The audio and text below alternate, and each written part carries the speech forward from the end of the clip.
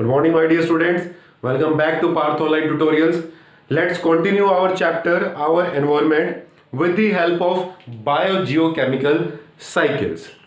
Biogeochemical cycles में एक word है biogeochemical. ये वर्ड क्या? What is the meaning of biogeochemical? So first of all, let's start with some inorganic substances that are useful for the living substance. Inorganic substances क्या होते हैं जो living organism के लिए यूजफुल हो, उनको न्यूट्रिएंट्स बोलते हैं. क्या बोलते हैं? Nutrients. For example carbon dioxide, it is useful for the plants. Water useful for the plants as well as animals. Oxygen useful for us as well as for plants. Nitrogen is useful for the plants. हमारे लिए भी useful है, but अगर हमें दूसरे form में चाहिए वो, ठीक है, ऑर्गेनिक फॉर्म में, ये इनऑर्गेनिक फॉर्म में. तो जो ऐसे इनऑर्गेनिक सब्सटेंसेस जो यूजफुल होते हैं लिविंग ऑर्गेनिजम्स के लिए, उसको हम इनऑर्गेनिक सब्सटेंसेस बोलते हैं या न्यूट्रिएंट्स बोलते हैं. ऑर्गेनिक सब्सटेंसेस भी यूजफुल होते हैं, उनको भी न्यूट्रिएंट्स बोलते हैं. लेकिन अभी इस चैप्टर में हमें बायोजियोकेमिकल्स में सिर्फ इनऑर्गेनिक को स्टडी करना है, जिनको हम न्यूट्रिएंट्स भी बोलते हैं. ठीक है, लेकिन आपके जनरल नॉलेज के लिए मैं आपको बता रहा हूं कि ऑर्गेनिक सब्सटेंसेस भी न्यूट्रिएंट्स होते हैं, जैसे कि आपके विटामिन्स, प्रोटीन्स, कार्बोहाइड्रेट्स, वो सब भी न्यूट्रिएंट्स हैं. ये भी न्यूट्रिएंट्स हैं. वो ऑर्गेनिक होते हैं, ये इनऑर्गेनिक है. इस चैप्टर में हमें इनऑर्गेनिक को ही स्टडी करना है. इन इनऑर्गेनिक सब्सटेंसेस को हम बायोजेनेटिक न्यूट्रिएंट्स भी बोलते हैं. इन न्यूट्रिएंट्स को हम क्या बोलते हैं? Biogenetic nutrients. बायोलॉजी में एक वर्ड है बायोजेनेटिक. बायोलॉजी में जिनमें जीन्स प्रेजेंट होते हैं, जो जीन्स बनाते हैं, जो जीन्स के लिए यूजफुल है, उसके लिए हम बायोजेनेटिक वर्ड्स यहां पर यूज करते हैं. जो ऐसे सब्सटेंसेस जो आपके बायोलॉजी में प्रेजेंट हो और जीन्स यानी हम हमारे लिए यूजफुल है, उसको हम बायोजेनेटिक न्यूट्रिएंट्स बोलते हैं. ऐसे सब्सटेंसेस जो आपको नेचर से मिलते हैं, उसको हम बायोकेमिकल्स बोल सकते हैं. सिंपल केमिकल्स उसको बोलते हैं हम जो आपको इंडस्ट्री से मिलते हैं. लेकिन ऐसे सब्सटेंसेस जो आपको नेचर से मिलते हैं, उसको हम बायोकेमिकल्स बोल सकते हैं. ठीक है, तो आपकी अर्थ का इसलिए वर्ड यूज करते हैं बायोजियोकेमिकल्स. अब आपको पता चल गया है कि ये तीनों चीजें ही एक है. इन तीनों को हम एक ही चीज है, बट नेम अलग अलग है. ठीक है, हम बायोजियोकेमिकल साइकिल को बायोजियोजेनेटिक न्यूट्रिएंट साइकिल बोल सकते हैं. इसको new simple inorganic substances cycle बोल सकते हैं, क्योंकि तीनों वर्ड ही एक है, बट अलग अलग फॉर्म में लिखे हुए हैं. ठीक है, तो कुछ भी यूज कर सकते हैं. आपके सिलेबस में इन्होंने यूज किया बायोजियोकेमिकल साइकिल. मैंने आपको मतलब बता दिया कि ये एक ही चीज है, ये सिंपल न्यूट्रिएंट्स ही है, inorganic nutrients. Example carbon dioxide, water, oxygen, nitrogen, ये सब के सब क्या है? ये सब के सब बायोजियोकेमिकल्स है. ठीक है, अब हमें स्टडी करना है बायोजियोकेमिकल साइकिल. उसकी डेफिनेशन मैं आपको बताता हूं, लेकिन उससे पहले मैं आपसे दो वर्ड डिस्कस करता हूं, ए बायोटिक कंपोनेंट और बायोटिक कंपोनेंट. ये क्या होते हैं? ए बायोटिक कंपोनेंट्स होते हैं non living components of our ecosystem, of our earth. Biotic components are the living components or living substances of our ecosystem, or you can say our earth. Non living substance कौन कौन से होते हैं हमारे ecosystem के? हमारे ecosystem के wind non living है, sunlight non living, water non living, atmosphere भी नॉन लिविंग है, टेम्परेचर, सोयल, ये सब के सब ऐसे कंपोनेंट्स हैं जो नॉन लिविंग है. So we can say this is the abiotic components. Now biotic components जो लिविंग थिंग्स है, जैसे कि प्लांट्स, एनिमल्स, ये सब के सब बायोटिक कंपोनेंट्स में आते हैं. ये समझना इसलिए जरूरी था क्योंकि these two words are included in the definition of biogeochemical cycles. So now I'm going to explain the definition of biogeochemical cycle. The repeated circulation of, listen carefully, the repeated circulation of inorganic substances, the repeated circulation of biogeochemical cycle. एक ही बात है, क्योंकि सबके सभी word एक जैसे हैं. The repeated circulation of biogeochemicals between the abiotic and biotic components of our ecosystem is called biogeochemical cycle. The repeated circulation of biogeochemical cycle between the abiotic and the biotic components of our ecosystem is called biogeochemical cycle. अगर वो repeated circulation carbon dioxide gas का हो रहा है, तो उसको हम carbon cycle बोलते हैं. क्योंकि जो आपकी बायोजियोकेमिकल साइकिल है वो 4 टाइप्स की है जो हमारे सिलेबस में है। Number 1 water cycle, number 2 nitrogen cycle, number 3 oxygen cycle और लास्ट में कार्बन साइकिल। 4 टाइप्स की है।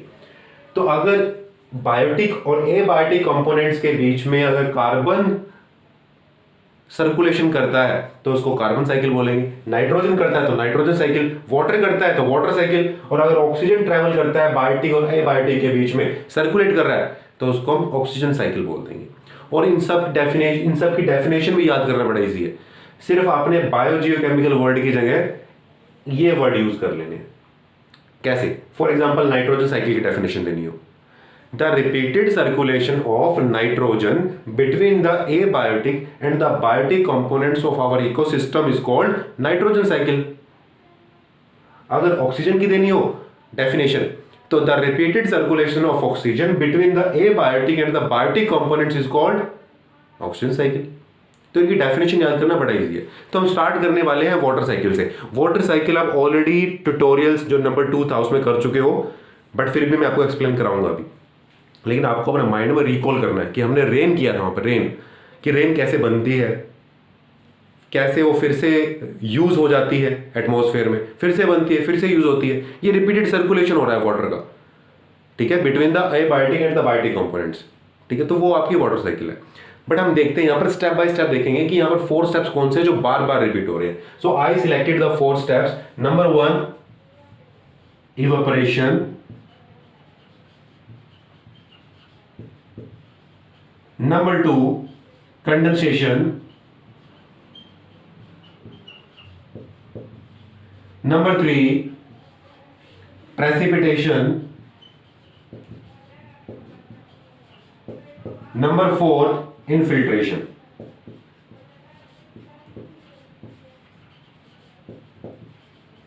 ये 4 स्टेप्स हैं जो वाटर साइकिल में अगेन एंड अगेन रिपीट हो रहे हैं,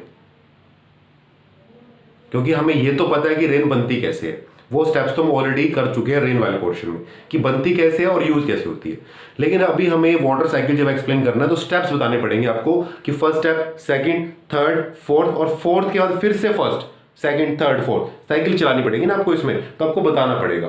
तो इसके लिए हम इसको रब करके वो साइकिल ही ड्रॉ कर लेते हैं वाटर साइकिल की। Yes my dear students, you can see the cycle, the diagram of water cycle you can say what this is the diagram of water cycle। मैंने एरो की हेल्प से बताया है कि कौन सा स्टेप किस स्टेप के बाद होता है और वो स्टेप आपस में अगेन एंड अगेन कैसे रिपीट हो रहे हैं, ठीक है।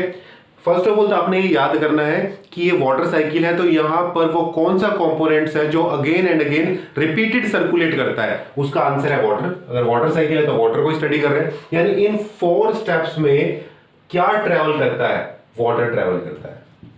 वो अलग बात है कि उसकी स्टेट चेंज हो सकती है, वो वेपर्स की फॉर्म में हो या ड्रॉपलेट्स की फॉर्म में, ठीक है। फर्स्ट स्टेप है इवेपोरेशन। मैं फिर से रिकॉल कर रहा हूं रेन वाला पार्ट, सिर्फ सेम टू सेम वही है कि इसमें जो इवेपोरेशन में क्या होता है कि जो आपके सरफेस वाटर्स है वो किसमें कन्वर्ट हो जाते हैं, वाटर वेपर्स में, due to the effects of sunrays. Sunrays की जो वजह से जो सरफेस पे वाटर है वो इवेपोरेट हो जाते हैं, वाटर वेपर्स में कन्वर्ट हो जाते हैं, ठीक है। और यहां पर हेल्प सिर्फ इवेपोरेशन ही नहीं करती है, यहां पर रेस्पिरेशन, ट्रांसपीरेशन और परसिपिरेशन, यानी जो स्वेटिंग है, जो पसीना है, वो भी कन्वर्ट हो जाता है वाटर वेपर्स में। इतने सारे वाटर वेपर्स बन जाते हैं, ठीक है। और वो फिर जब एयर भी गर्म हो रही है due to the effect of sun rays, air अपने साथ इन वेपर्स को कैरी करके लेके जाती है, ठीक है, और वो एक्सपैंड हो जाती है। एक्सपेंशन ऑलवेज कॉजेज कूलिंग, ठीक है। और कूलिंग की वजह से क्या होगा, वाटर वेपर्स कन्वर्ट हो जाएंगे किस में, वाटर ड्रॉपलेट्स में, और इस प्रोसेस को क्या बोलते हैं, कंडेंसेशन। चलो इवेपोरेशन हो गया, कंडेंसेशन हो गया। कंडेंसेशन में क्या होगा, कंडेंसेशन के बाद क्या होगा, कंडेंसेशन के बाद जो वाटर ड्रॉपलेट्स बन चुके हैं वो अब अपना साइज इंक्रीज करना शुरू कर देंगे। साइज इंक्रीज करना शुरू करेंगे तो वो टाइम भी आ जाएगा जब आपस में एक दूसरे से वो कोलाइड, एक तरह से टकराना शुरू हो जाएंगे। When they collide with each other they fall down in the form of small droplets called precipitation। उसको हम क्या बोलते हैं, precipitation। पानी की बूंदों का रेन की फॉर्म में गिरना from the clouds is called precipitation। precipitation भी हो गया। अब वो सारा पानी जाता कहां पे है, रिवर्स में, लेक्स में, फील्ड्स में, और सबका सब लास्ट में अगेन सी में, समुद्र में आ जाता है। उस पानी का इकट्ठा होना, the collection of water from the rivers lakes is called infiltration. Infiltration फिर से सी में आ गया, और फिर क्या होगा, अगेन इवेपोरेशन। ये स्टेप्स चलते रहेंगे again and again of water. This step, this cycle is called water cycle. इसको हम वाटर साइकिल बोलते हैं। बहुत ही ईजी है, ठीक है ना, कुछ भी नहीं है, ऑलरेडी हम पहले कर भी चुके थे, और आपने ये सब स्टेप्स बनाने हैं, फुल मार्क्स आपको मिलेंगे। वैसे भी हमारा चैप्टर इंटरनल असेसमेंट में इंक्लूड हुआ है। इसके बाद है नाइट्रोजन साइकिल, जो हम नेक्स्ट करने वाले हैं। यस माय डियर स्टूडेंट्स, जो नेक्स्ट आपकी साइकिल है that is nitrogen cycle. Means the repeated circulation of nitrogen between the biotic and abiotic components of our ecosystem.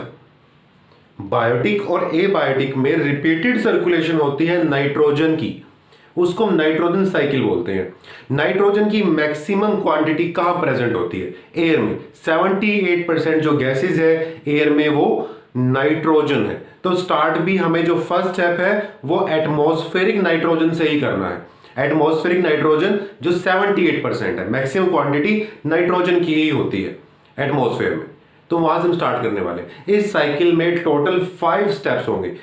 सबसे कॉम्प्लेक्स जो डायग्राम है नाइट्रोजन का, वो तब तक ही कॉम्प्लेक्स है जब तक वो आपके सामने आपको दिखता है। जब आप उसको स्टेप बाय स्टेप समझना शुरू करते हो तो उससे इजी स्टेप या उससे इजी साइकिल कोई नहीं रहती। यस, प्रॉमिस मी, से बहुत ही इजी डायग्राम है। जो 5 स्टेप्स आने वाले हैं वो है nitrogen fixation, nitrogen assimilation, ammonification, nitrification और डीनाइट्रिफिकेशन। सीक्वेंस में याद करने हैं, सीरीज में प्रेजेंट है, कोई भी आगे पीछे नहीं करना है आपने। Nitrogen fixation, assimilation, number 3 ammonification, nitrification and denitrification. ठीक है, तो स्टार्टिंग करते हैं हम कहां से, नाइट्रोजन फिक्सेशन से। और हमारा जो फर्स्ट जो सोर्स है वो एटमॉस्फेयर है। हम एटमॉस्फेयर की नाइट्रोजन हमने चूज की है और हमारी साइकिल यहां से स्टार्ट होती है और ये क्लॉकवाइज चलेगी ऐसे। ये साइकिल हमने क्लॉकवाइज रन करानी है। मैंने एरो से शो भी किया हुआ है कि हमारी साइकिल क्लॉकवाइज रन कर रही है। You can see the arrow. Nitrogen that is present in the atmosphere. Nitrogen fixation की बात करते हैं। सबसे पहले है nitrogen fixation. Nitrogen fixation 3 types की होती हैं। Biological nitrogen fixation, number 2 atmospheric and number 3 industrial. Biological, atmospheric and industrial. Nitrogen को फिक्स करना, the conversion of nitrogen into the nitrogenous compound is called nitrogen fixation. एक nitrogen को nitrogen के compound में convert कर देना। कंपाउंड किसको बोलते हैं, नाइट्रोजन कंपाउंड, जिसमें नाइट्रोजन भी हो, हाइड्रोजन भी हो, कार्बन हो, उसको हम नाइट्रोजनस कंपाउंड बोलते हैं। कंपाउंड जिसके अंदर कई सारे आपके एलिमेंट्स होते हैं। ठीक है ना, आपने क्लास में 8th क्लास में किया था एलिमेंट्स कंपाउंड्स। तो the conversion of simple nitrogen into the nitrogenous compound is called nitrogen fixation and it is of 3 types, biological, number 2 atmospheric and number 3 industrial. Biological की बात करते हैं जो प्लांट्स करते हैं, लेग्यूमिनस प्लांट्स। लेग्यूमिनस प्लांट्स के पास क्या होता है, राइजोबियम बैक्टीरिया। कौन सा प्रेजेंट होता है, राइजोबियम। 8th क्लास में हमने किया था rhizobium bacteria which is present in the roots of leguminous plants and it helps to directly convert nitrogen into the nitrogenous compound. You can see here nitrogen with the help of rhizobium bacteria, biological nitrogenation fixation happens in the green plants. ठीक है, green plants क्या करते हैं, उस nitrogen को nitrogenous compounds में convert कर लेते हैं। स्पेशली वो प्लांट्स जिनके पास राइजोबियम बैक्टीरिया है जो रूट्स में प्रेजेंट होता है। ये तो थी बायोलॉजिकल नाइट्रोजन फिक्सेशन। फिक्स कर लिया, ट्रैप कर लिया नाइट्रोजन को, यूज कर लिया। क्योंकि साइकिल में हमें यह भी दिखाना है हाउ नाइट्रोजन कंज्यूम, और हमें साइकिल में यह भी दिखाना पड़ेगा हाउ नाइट्रोजन रीजनरेट। कंजप्शन भी और रीजनरेशन भी। तो अभी हम कंजप्शन देख रहे हैं कि नाइट्रोजन को यूज कर लिया प्लांट्स ने, ग्रीन प्लांट्स में। इसको हम बायोलॉजिकल बोलते हैं। अब ये तो 3 टाइप्स की है, बायोलॉजिकल भी होती है, एटमॉस्फेरिक भी और इंडस्ट्रियल भी। अब एटमॉस्फेरिक की बात करते हैं। बायोलॉजिकल हमने देख लिया, यू कैन सी हियर, ये वाली ये है atmospheric nitrogen fixation, the conversion of nitrogen into the nitrogenous compound. यहां पर नाइट्रोजनस कंपाउंड कौन सा है? नाइट्रेट। नाइट्रेट इसको बोलते हैं, ये नाइट्रेट है आपका।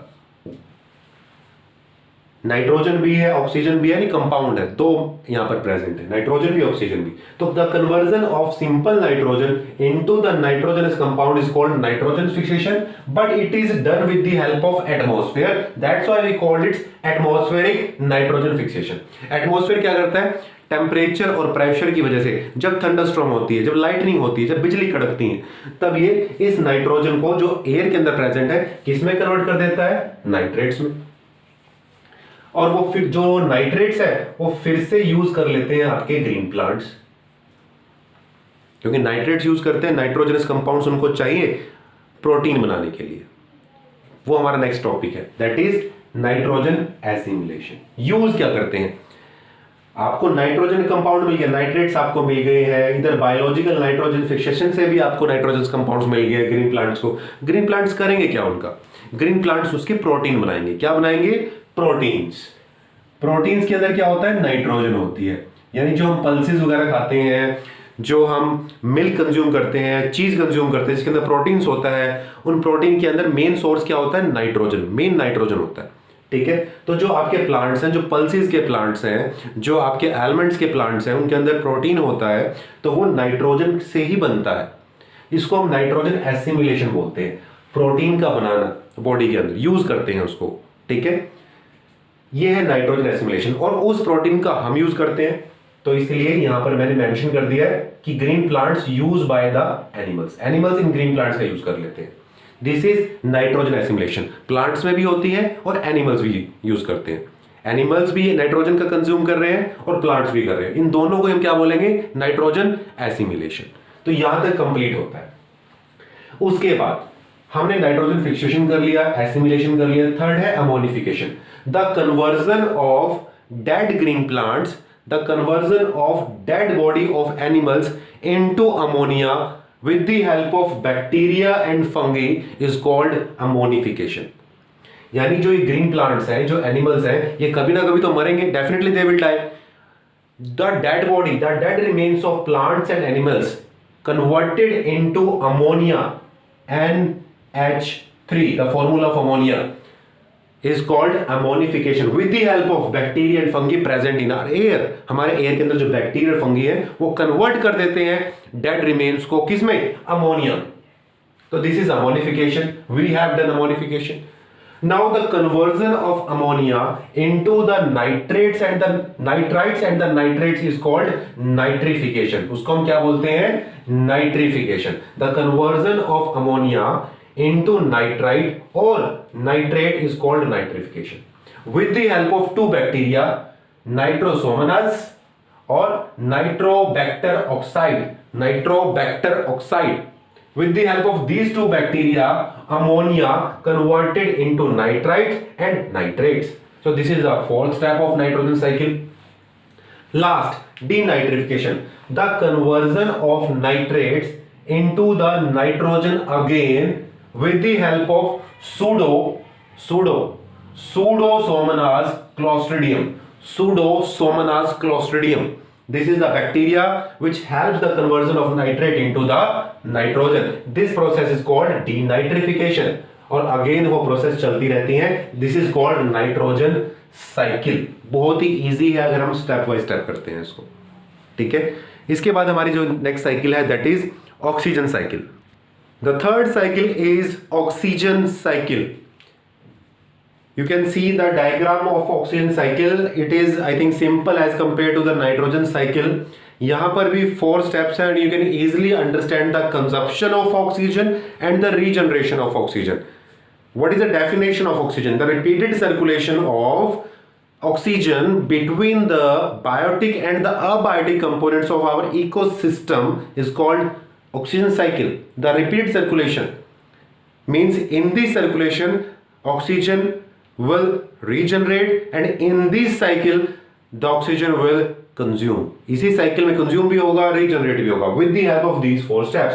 And again we going to start with the atmospheric oxygen. जो मैक्सिमम ऑक्सीजन है वो कहां पर प्रेजेंट है? एटमॉस्फेयर के अंदर। कितना? 21%। I know it is very less as compare to nitrogen, but maximum वहीं पर ही प्रेजेंट है अभी भी। ठीक है, तो start with the atmospheric oxygen. How it consume in are oxygen cycle, कैसे कंज्यूम होती है हमारे इकोसिस्टम में? With the help of respiration in animals and plants. Plants use करते हैं और एनिमल्स भी यूज करते हैं। हम यूज करते हैं रेस्पिरेशन में, सांस लेने के लिए, जिंदा रहने के लिए। We have to survive with the help of oxygen. Plants भी यूज करते हैं, प्लांट्स भी ऑक्सीजन का यूज करते हैं खुद को सर्वाइव करने के लिए। कोई भी लिविंग थिंग्स है उसको सर्वाइव करने के लिए ऑक्सीजन की रिक्वायरमेंट होती है। ठीक है, नाउ ये रेस्पिरेशन करने के बाद क्या करेंगे? हम क्या करते हैं ऑक्सीजन को इनहेलेशन करने के बाद? We produce carbon dioxide. हम क्या करते हैं? कार्बन डाइऑक्साइड बनाते हैं। जो एक्सहेलेशन होती है, जो सांस बाहर निकलती है, क्या उसमें सिर्फ CO2 ही होती है? नो, उसके अंदर वाटर वेपर्स भी होते हैं। और सेम है प्लांट्स के साथ, प्लांट भी CO2 रिलीज करते हैं और प्लांट्स वाटर वेपर भी रिलीज करते हैं with the help of transpiration. I already told you in the beginning of the class. Now this CO2 and H2O will use in the process photosynthesis. अब oxygen का बनने का time आ गया। अभी तक तो हमने ऑक्सीजन को यूज किया था, अब बनने का टाइम आ गया। ऑक्सीजन बनेगी with the help of photosynthesis in green plants. CO2 and water in the presence of sunlight use in the green leaves of plants and convert into the oxygen। Oxygen बन जाती है। क्या सिर्फ oxygen बनती है photosynthesis से? No, glucose भी बनता है जिसका फॉर्मूला है C6H12O6, ग्लूकोज, ऑर्गेनिक कंपाउंड, और ऑक्सीजन भी बनती है। This is the result of photosynthesis. मतलब आपको फिर से एटमॉस्फेरिक ऑक्सीजन मिल गया और ये प्रोसेस चलती रहेगी again and again. So this is oxygen cycle. बहुत ही सिंपल है, वेरी सिंपल। 3 साइकिल यहाँ पर इजी है और एक साइकिल थोड़ी लेंथी है वो भी इजी बट लेंथी है। और last cycle is carbon cycle. You can see the diagram of carbon cycle. ये भी काफी इजी है। The definition of carbon cycle is the repeated circulation of carbon dioxide between the biotic and the abiotic components of our ecosystem. In this cycle, you can see the consumption of CO2. In this cycle, you can see the regeneration of CO2. ठीक है, तो start करते हैं हम CO2 की consumption से। और CO2 जो हमने सिलेक्ट की है वो भी हमने एटमॉस्फेरिक CO2 सिलेक्ट की है, और डिजोल्व जो वाटर में होती है उसका ज्यादा यूज नहीं होता है। ठीक है, वो सी ऑर्गेनिज्म करते हैं, बट यहां पर जो मेन CO2 का रोल है वो एटमॉस्फेरिक CO2 का है। The atmospheric CO2 is used by the green plants with the help of photosynthesis. Photosynthesis से क्या होगा? CO2 यूज हो जाएगी ग्रीन प्लांट्स में। ठीक है, अब ग्रीन प्लांट्स की बात करते हैं। जब what will happen, green plants अगर मर जाते हैं तो व्हाट विल हैपन, क्या होगा? डीके, सड़ेंगे। इट विल डिकम्पोज, सड़ जाएंगे। जब डिकेइंग हो रही होगी, डिकम्पोजिशन हो रही होगी, तो क्या होगा? गैसेस रिलीज होती हैं। कौन सी गैस रिलीज होती है? CO2, यानी फिर से बन गई CO2। Green plants are autotrophic and we depend on autotrophic. We are heterotrophic and we are depend on, so you can see animals depend on green plants. वो उसको खा रहे हैं, एनिमल्स उसको कंज्यूम कर लेते हैं ग्रीन प्लांट्स को। अब एनिमल्स की बात करते हैं। क्या एनिमल्स CO2 बनाते हैं? यस, दे रिलीज करते हैं with the help of respiration. अगर एनिमल्स रेस्पिरेशन करेंगे तो भी CO2 बनेगी, यानी डिकेइंग से ही बन रही है CO2। अगर एनिमल डिके होते हैं, what will happen if animal dies, मर जाएंगे और वो सड़ेंगे इन फॉरेस्ट, डिकम्पोजिशन होती है वहां पर, तो वो भी क्या करेंगे? CO2। यानी CO2 कितने तरीकों से बन रही है।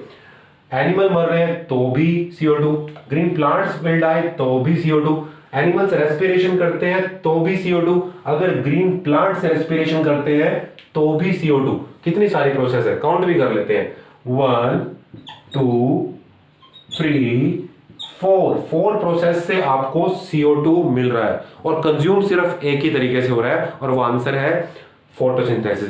इसीलिए ग्रीन प्लांट्स लगाओ बच्चों। जितने ज्यादा ग्रीन प्लांट्स आप लगाओगे उतनी ज्यादा CO2 यूज होगी और आपके लिए प्रॉब्लम नहीं होगी, ग्लोबल वार्मिंग नहीं होगी। ठीक है ना। ग्रीन प्लांट्स और एनिमल्स की बात करें अगर ये सड़ते नहीं है, डिके नहीं होते, ये दब जाते हैं, जैसे कि लाखों साल पहले कोल पेट्रोलियम के साथ हुआ था, तो क्या होगा? What will happen if they will buried under the soil or earth? They will convert it into fuel. वो किस में कन्वर्ट हो जाएंगे? Fuel, animal fuel converted into fuel. और फ्यूल को अगर हम बर्न करते हैं, कंबशन करते हैं फ्यूल की, तो क्या होगा? फिर से CO2 बनेगी। So this is the fifth step to produce CO2। बनने के 5 प्रोसेस है, रीजनरेशन के 5 प्रोसेस है, and the only 1 step is of regeneration. So it is more important to plant more and more trees. ठीक है ना? तो इसलिए इंपॉर्टेंट भी है। So this is the carbon cycle. यहां पर हमारी सभी साइकिल्स कंप्लीट होती हैं।